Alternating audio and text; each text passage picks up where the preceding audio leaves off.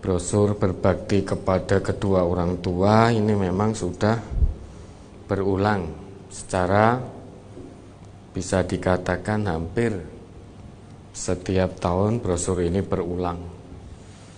Mengapa saat ini kita ulangi kembali? Nah, sekarang ini bisa kita saksikan bagaimana anak-anak kita yang mengatasnamakan generasi milenial ini, tidak sedikit di antara mereka yang kurang mengerti atau pura-pura tidak mengerti tentang kewajibannya untuk berbakti kepada kedua orang tua. Kalau zaman dulu, anak-anak zaman dulu itu dengan kedua orang tua itu sangat beda dengan anak-anak zaman sekarang. Anak zaman sekarang masih SD saja banyak yang berani menentang orang tuanya. Hanya gara-gara apa? Tidak diperkenankan, tidak diperbolehkan bermain gadget, bermain HP.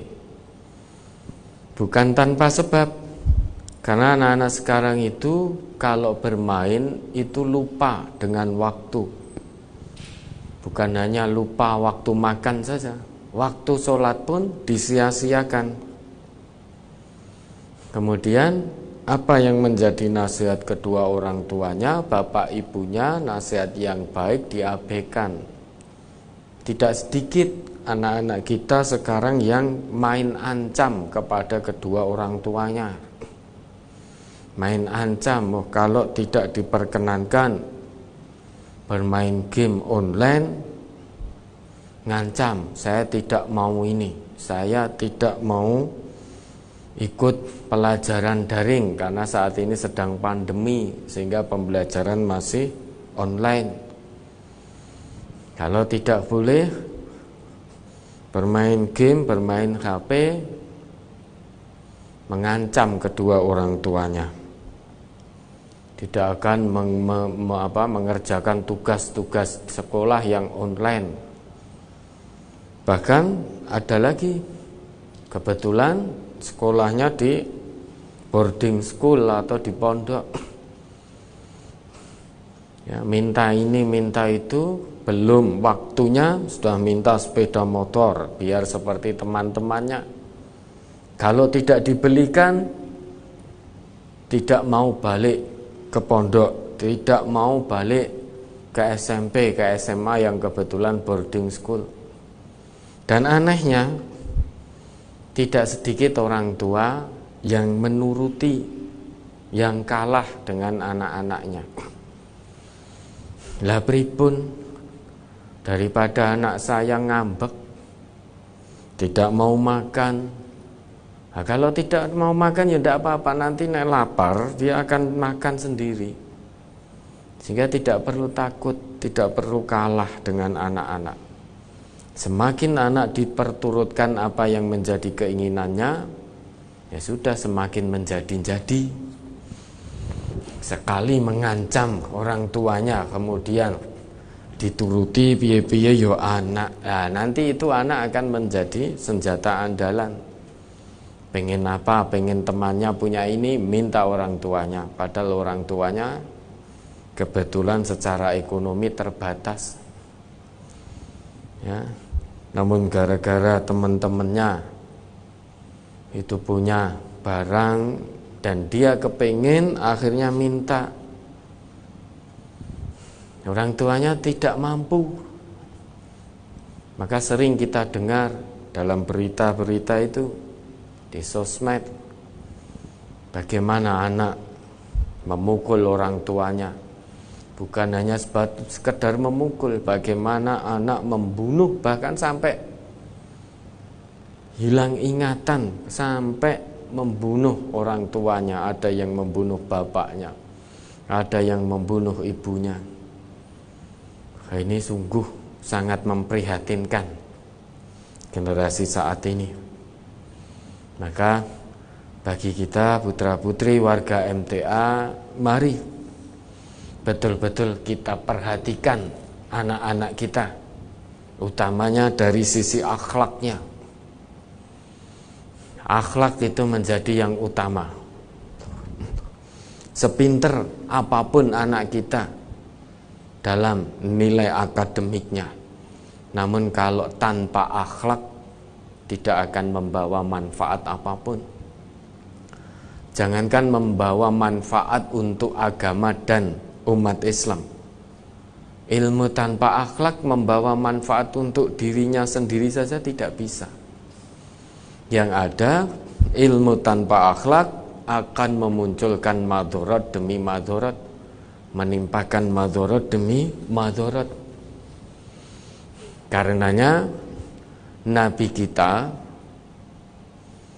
itu pertama kali diutus oleh Allah Subhanahu wa taala, tidak lain dan tidak bukan, tugas utama yang harus ditunaikan oleh Nabi kita adalah liutammima makarimal akhlak,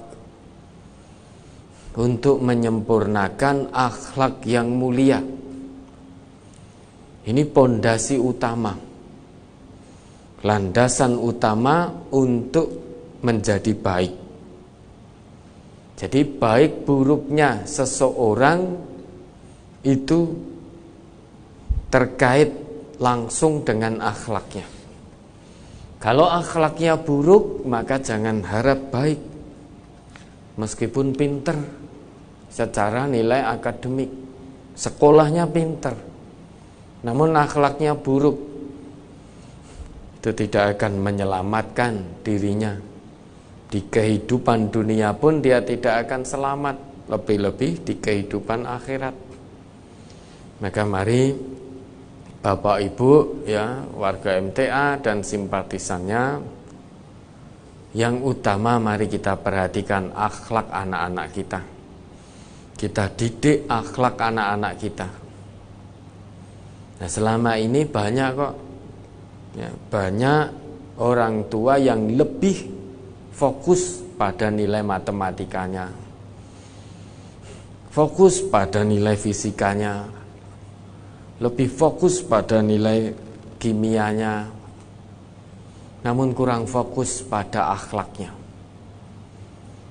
Apakah matematika, fisika, kimia, dan nilai-nilai ilmu pengetahuan umum itu tidak penting? Penting, namun bukan yang terpenting. Semua itu penting, karena kita orang Islam itu selain diperintah untuk menjadi orang yang berakhlakul karimah, kita juga diperintah menjadi pakar di bidang kita masing-masing. Yang memang pakar di bidang matematika, silahkan jadi pakar di bidang matematika, jangan hanya setengah-setengah tok. Namun yang terpenting ahli matematika, namun dia sebagai seorang yang alim, pakar di bidang agama dalam arti paham ilmu agama dan mengamalkan tuntunan-tuntunan agama. Selain dia juga pakar di bidangnya. Dalam matematika misalkan harus pakar, dalam fisika harus pakar, jangan hanya puas hanya setengah-setengah. Karena hanya dengan akhlak dan pakar di bidang masing-masing, Islam akan kembali menemukan kejayaannya. Nah, sekarang ini kenapa Islam terpuruk, Islam tertinggal? Karena Islam pertama, akhlak orang yang mengaku beragama Islam itu ternyata tidak sedikit yang sudah sangat jauh dari Al-Quran dan juga As-Sunnah. Itu yang pertama. Yang kedua, ghirah untuk belajar, untuk memperdalam ilmu, itu sudah luntur di kalangan umat Islam. Yang ada sekarang umat Islam itu hanya puas bernostalgia dengan masa lalu.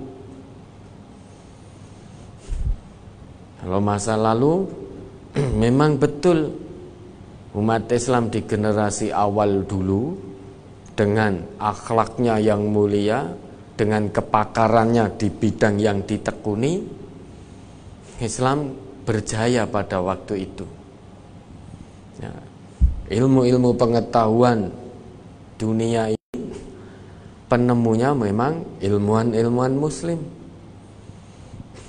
Penemu medis, obat-obatan itu juga ilmuwan muslim. Ibnu Sina, kemudian pesawat terbang, Abbas bin Firnas dan lain sebagainya. Nah, sekarang umat Islam generasi sekarang hanya puas bernostalgia. Banyak yang mengatakan, itu negeri kafir itu obat-obatannya maju, medisnya maju itu karena andilnya ilmuwan muslim. Kalau ilmuwan muslim tidak menemukan obat-obatan, niscaya juga tidak akan maju seperti saat ini. Itu negara-negara seperti Amerika, negara di Eropa itu punya jet tempur yang begitu canggih, itu karena pondasinya diletakkan oleh ilmuwan muslim. Kalau tidak, maka mereka juga tidak akan bisa buat pesawat terbang. Nah, itulah ciri umat Islam saat ini, hanya puas bernostalgia. Nostalgia ini, puas bernostalgia ini sebetulnya mencerminkan ketidakmampuan kita atau kemalasan kita untuk mengejar ketertinggalan. Kalau dulu di generasi awal, ilmuwan-ilmuwan muslim dengan akhlaknya, ketaatannya kepada Allah, dan kepakarannya di bidang yang dimiliki, itu bisa membawa manfaat untuk Islam dan umat Islam.